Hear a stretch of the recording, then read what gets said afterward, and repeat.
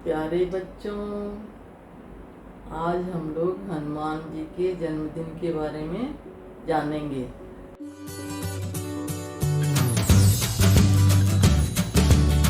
बच्चों, आप जानते हो हनुमान जी का जन्मदिन कब मनाया जाता है? हनुमान जी का जन्मदिन चैत्र पूर्णिमा को मनाया जाता है और हमारे शास्त्रों में कहा गया है कि 7 चिरंजीवी है, जैसे अश्वत्थामा बलिर्व्यासो हनुमानश्च विभीषण कृपा परशुरामस्य सप्तेता चिरंजीविनः। इनको ये मान्यता है कि ये 7 चिरंजीवी है और कलयुग के समापन तक ये लोग इस धरा पर रहेंगे। तो उन्हीं में हनुमान जी की भी गिनती आती है। तो बच्चों, जैसे हनुमान जी तो इतने राम भक्त थे कि जैसे शिव जी का मंदिर होता है तो बिना नांदेश्वर के वो हो नहीं सकता शिव जी का मंदिर, वैसे ही भगवान राम का कोई भी मंदिर है वो हनुमान जी के बिना नहीं होता है। जहाँ राम जी का मंदिर होता है वहाँ हनुमान जी अवश्य रहते हैं। तो ये कैसी भक्त की, भगवान जैसे बोलते हैं कि भक्त के बिना मैं अधूरा हूँ, वो भक्त का मान सम्मान देने के लिए हमेशा अपने पास उसको भक्त को रखते हैं। और बच्चों, जैसे हनुमान जी राम के ऐसे भक्त थे, तो जैसे लंका सीता माता का खबर लेने के लिए जब हनुमान जी जाते हैं वो तो राम का नाम लेके और उड़ के चले जाते हैं। और भगवान श्री राम को ही जब लंका जाना पड़ा तो उनको पुल का निर्माण करना पड़ा। तो ये कैसी मधुर एक परंपरा है, मधुर आनंद है कि जैसे भक्त की महिमा बढ़ती है तो भगवान बहुत आनंदित होते हैं। पुत्र जब उन्नति करता है तो पिता को बहुत गौरव महसूस होता है कि भाई देखो, मेरे से भी ज़्यादा उन्नत मेरा पुत्र है। और गुरु भी जब शिष्य के द्वारा पराजित हो जाता है तो गुरु को भी बहुत आनंद आता है कि चलो मेरी विद्या सफल हुई, मेरा शिष्य जो है वो मुझसे भी ज़्यादा निपुण हो गया। ऐसे ही भगवान अपने भक्त की महिमा मंडन जब होती है तो बहुत आनंद का अनुभव करते हैं। और रामायण में रामचंद्र जी कहते हैं कि हे हनुमान, तुम बहुत ज्ञानी हो, धीर हो, वीर हो, राजनीति निपुण हो, सब गुण तुम में हैं। और हम लोग जब हनुमान चालीसा गाते हैं उसमें भी तो हम लोग बोलते हैं ना कि अष्ट सिद्धि नवनिधि के दाता, कि वो खुद सब सिद्धियों को धारण किए हुए हैं और अपने भक्तों को देने में सक्षम भी है। ऐसी उनकी महिमा है। तो बच्चों, जैसे रावण जो नीति है रावण की, उसको हम लोग जैसे बोलते हैं कि भाई खाओ पियो, किसी अपनी जो विद्या है उसके घमंड में एकदम दूसरे को सताने लग जाओ, तो ऐसी जो वृत्ति है उसको हम लोग राक्षस वृत्ति कहते हैं। और भगवान राम को हम लोग मर्यादा पुरुषोत्तम कहते हैं और उनके सेवक है हनुमान जी। तो भगवान रामचंद्र जी उनको जब सीता माता की खोज लेने के लिए जब भेजते हैं हनुमान जी को, तो बोलते हैं कि भाई हनुमान, तुम्हारे जैसा, तुमको मानस शास्त्र का भी बहुत ज्ञान है, तुमको सब विद्या तुम्हारे अंदर में है, तुम बहुत मतलब सब शक्तियां हैं, सब विद्या है तुम्हारे पास, तो तुम जाके उसको सीता माता का खबर लेके आओ। तो जब हनुमान जी अशोक वाटिका में पहुंचते हैं तो देखते हैं कि माता सीता तो इतनी हताश हो जाती है। वहाँ जब हनुमान जी पेड़ पे छिपे हुए बैठे रहते हैं तब देखते हैं कि रावण आता है और सीता माता को बहुत धमकाता है कि भाई 1 महीने के अंदर अगर तुमने आ नहीं भरी तो मैं तुम्हें मार दूंगा। तो सीता माता बहुत प्रार्थना करती है कि हे अग्नि देवता, आप प्रज्वलित क्यों नहीं हो जाते हैं? मैं यहाँ अच्छा नहीं लगता है मुझे, इस तरह ये आके धमकाता है और मैं अपने जीवन को यहीं समाप्त कर देना चाहती हूँ, परंतु क्या करूँ, मेरी नयन जो है वो भगवान श्री राम का दर्शन करने के लिए बड़े व्याकुल है। तो जब हनुमान जी ये सब वार्तालाप सुनते हैं तो उनको बहुत मन में ऐसे वेदना होती है कि देखो, आज ये राक्षस वृत्ति में कितना घमंड में चूर हो गया है कि माता सीता को किस तरह प्रताड़ित कर रहा है। उनके मन में बहुत क्रोध आता है, पर फिर वो सोचते हैं, वो बहुत धीर गंभीर थे, तो वो सोचते हैं कि नहीं नहीं, अगर मैं अभी प्रकट हो जाऊंगा तो भगवान श्री राम का काम अधूरा हो जाएगा। तो मुझे भगवान श्री राम का मान भी रखना है और उनका काम भी पूर्ण करना है। ये सब सोच के हनुमान जी अपने क्रोध पे संयम रखते हैं और रावण के जाने का इंतजार करते हैं। जब रावण वहाँ से चला जाता है तो भगवान, जब वो हनुमान जी है, धीरे धीरे इक्ष्वाकु कुल का वंश का वर्णन करने लगते हैं कि हनुमान जी सोचते हैं कि अगर मैं अचानक जाके कहूँगा कि मैं राम का दूत हूँ तो माता सीता मेरे पे कभी विश्वास नहीं करेगी, सोचेगी ये तो मायावी नगरी है राक्षसों की, तो ये भी कोई मायावी है, छलिया है कोई।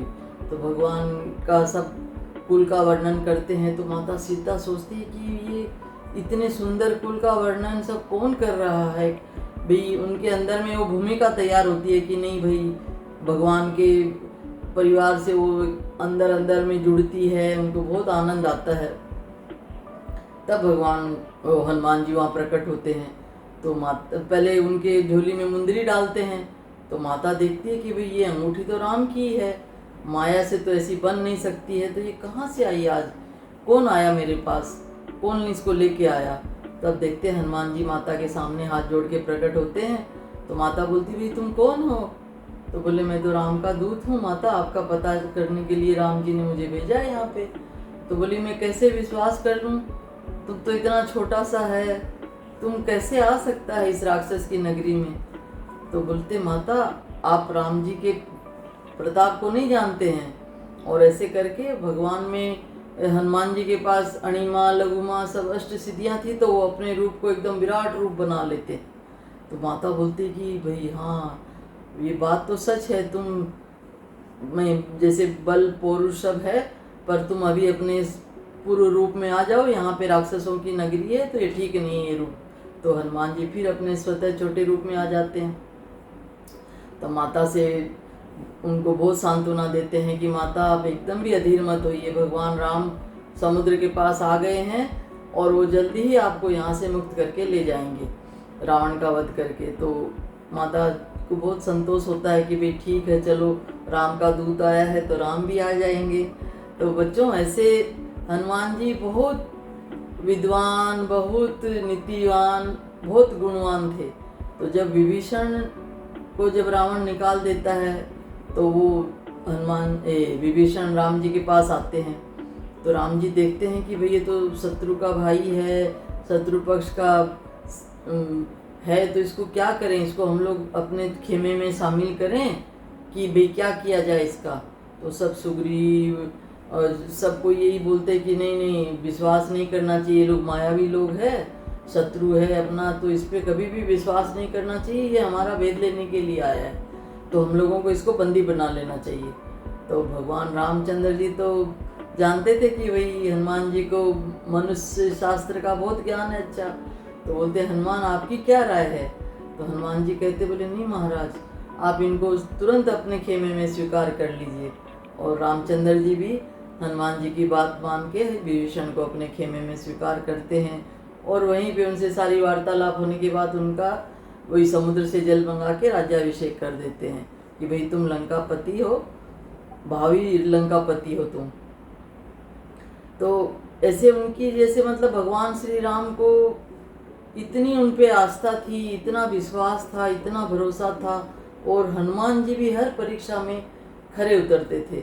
जब सीता माता का खबर लेके जब राम जी के पास आते तो राम जी उनको बोलते, गले से लगा लेते, बोलते हे हनुमान तुम्हारे इतने ऋण हैं मुझ पे कि मैं तुमको अपने पंच प्राणों से भी कुछ नहीं दे सकता, तो मैं तुम्हें आलिंगन ही देता हूँ। और ऐसे करके भगवान श्री राम जी उनको अपने गले से लगा लेते हैं, बोलते हैं कि तुम मेरे भाई के समान हो। और इतना उनका मतलब उनका गुण गाते हैं, बोलते हैं कि भाई तुम बहुत मतलब सेवा भाव तुम्हारा इतना अच्छा है, कार्य कुशलता तुम्हारी इतनी अच्छी है, लगन तुम्हारी इतनी अच्छी है। और मतलब हनुमान जी में क्या गुण नहीं था, ऐसा कोई भी संसार का कोई कला या गुण जो नहीं है, ऐसा नहीं है जो हनुमान जी के अंदर नहीं था।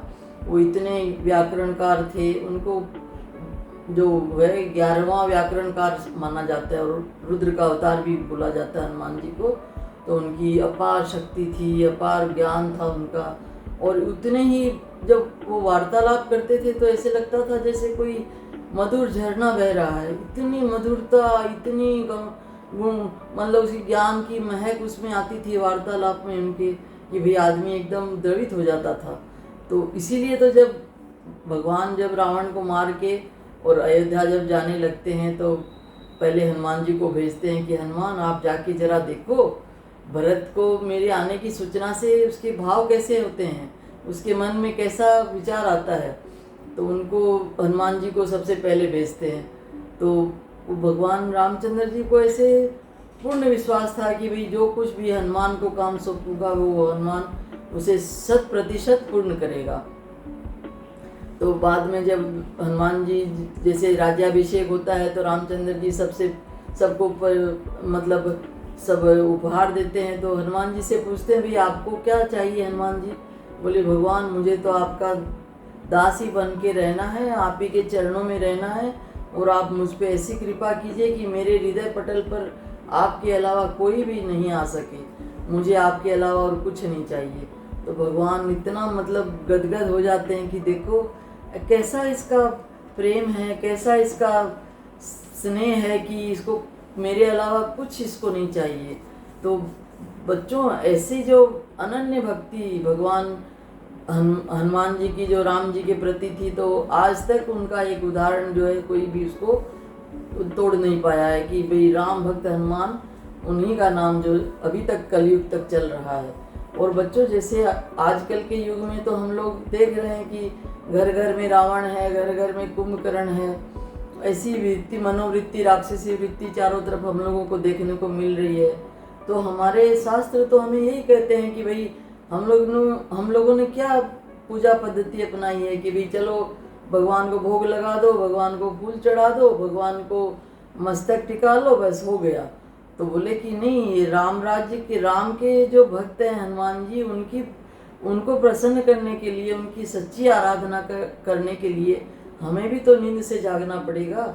सिर्फ हम लोग बाह्य आडंबर करते रहेंगे और वही रावण कुंभकर्ण हम लोगों के समाज में अत्याचार करते रहेंगे, तो बोले ये सच्चे हनुमान जी की भक्ति नहीं होती है। तो हमें भी बच्चों चेतना अपनी जगानी पड़ेगी और हनुमान जी से प्रेरणा लेके हम लोग उनके जैसा काम करने के लिए अग्रसर होंगे कि भाई बुराई का अंत करने का लिए बीड़ा उठाएंगे और भगवान का जीवन में धारण करेंगे नीति को उनको। तो ये सच्ची भक्ति होगी उनके प्रति। और ये जब हम लोग जागेंगे, अपनाएंगे, तभी हम लोगों ने हनुमान जयंती मनाई है, ये कहा जाएगा सचमुच में। तो प्यारे बच्चों, इससे हम लोगों ने क्या सीख ली है? यही सीख ली है कि देखो जो काम करो वो 100% होना चाहिए। भक्ति करो 100%, सेवा करो 100%, किसी के लिए समर्पण है 100%, कोई भी जिम्मेदारी लो उसको एकदम तन मन से 100% पूरा करने का बीड़ा उठाओ। हनुमान जी को जो कार्य भी राम जी सौंपते थे वो काम वो उन्होंने बहुत मन से, लगन से और 100% पूर्ण करके दिखाया। तो हम भी भगवान से यही प्रार्थना करते हैं कि हे ईश्वर, हमारे अंदर भी वैसी तेजस्विता आए, वैसी लगन आए, वैसी सद्बुद्धि हमारे अंदर भी प्रखर हो। और बच्चों ये पसंद आई हो तो इसे लाइक करना, शेयर करना और सब्सक्राइब जरूर करना।